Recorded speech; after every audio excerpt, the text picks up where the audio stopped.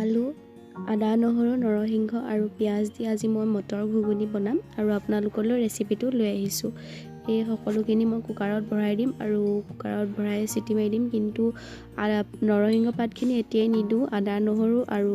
আদা নহৰুখিনিহে ইয়াত ভৰাই দিম আৰু ভৰাই মই চিটি মাৰি দিম। এয়া পানী দি দিছোঁ ইয়াত। নিমখ সোৱাদ অনুযায়ী দিব। মই যেতিয়া কুকাৰত দিম তেতিয়া মই হালধি নিদিওঁ।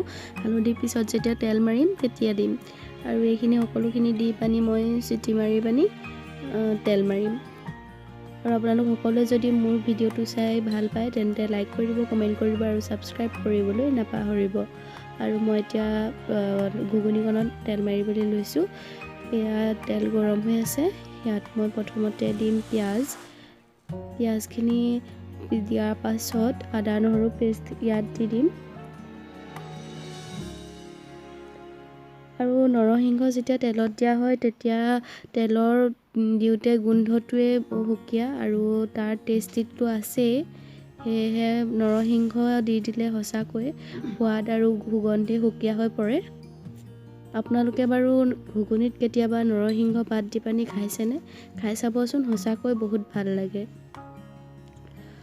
আৰু আপোনালোকে মোৰ ভিডিঅ'বোৰ চাই কেনেকুৱা পায় কমেণ্ট কৰি জনাবলৈ নাপাহৰিব। আৰু মোৰ চেনেলটো লাষ্টৰ শেষলৈকে চোৱাৰ বাবে বহুত বহুত ধন্যবাদ। আৰু ভিডিঅ'টো চাই লাইক কৰি দিব আৰু চেনেলটো ছাবস্ক্ৰাইব কৰিবলৈ নাপাহৰিব। এইখিনি অকণমান আমলৰীয়া বৰণ কৰিবলৈ দিম আৰু মই তেলতে হালধি দি দিছিলোঁ আৰু এতিয়া ইয়াত দিম নৰসিংহ পাতকেইটা। আপোনালোকৰ নিজৰ ইচ্ছামতে নৰসিংহ পাত দিব, কিন্তু বৰ বেছিকৈ দি নিদিব, নহ'লে খাবলৈ অকণমান বেয়া হ'ব।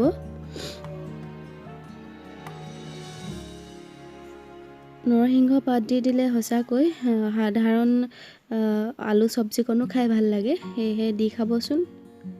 ইয়াত যেতিয়া ফ্ৰাই হৈ যাব ইয়াত মই বইল কৰি থোৱা মটৰ আৰু আলু দি দিম। আপোনালোকে বাৰু ঘুগুনি কেনেকৈ খায় জনাবচোন।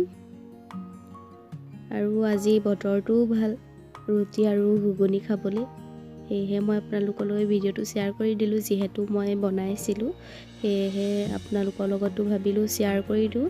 মইনো কেনেকৈ ঘুগুনি বনাই খাওঁ তাকে আপোনালোকৰ লগত শ্বেয়াৰ কৰিছোঁ। আৰু যদি ভিডিঅ'টো চাই ভাল পায় পুনৰ কৈছোঁ লাইক কৰি দিব আৰু চেনেলটো ছাবস্ক্ৰাইব কৰিবলৈ নাপাহৰিব। সকলোখিনি দি দিয়াৰ পিছত মই হালধি বেছি নিদিওঁ। যেতিয়া উতলিবলৈ ল'ব তেতিয়া নিজেই কালাৰ উঠি আহিব।